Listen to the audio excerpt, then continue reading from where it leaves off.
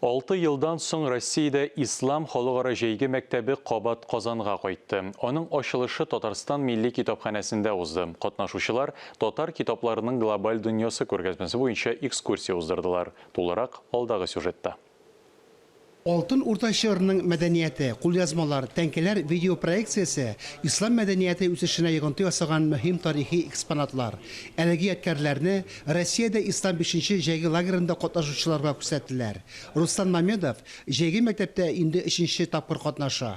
Школы они помогают не только исследователям, которые занимаются этим профессионально. Әлеге дәресләр тикшерүчеләргә генә түгел, киң җәмәгатьчелеккә дә бу урынның тарихын күз алларга ярдәм итә. Экспонатларны хәзерге заман белән чагыштырып карау тарихи яктан бик тә кызыклы. Күргәзмә җәйге лагерьны үткәрү өчен платформа булды.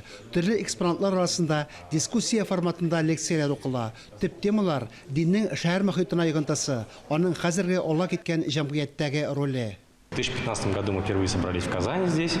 2015 елда без Казанда беренче тапкыр җыелган идек. Шуннан соң дәресләрне төрле урыннарда, Дербент, Санкт-Петербург, Пенза шәһәрләрендә уздырдык. Ниһаять Кабат Казанга әйләнеп кайттык. Бу элеккеге һәм хәзерге мәдәниятләрне чагыштырып карау өчен бик тә мөһим.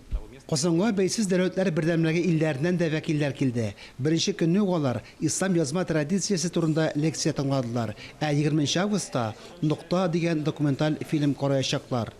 Фанис Мөхәммәтов, Елизавета Жукова, Владимир Юрков, Татарстан яңалыклары.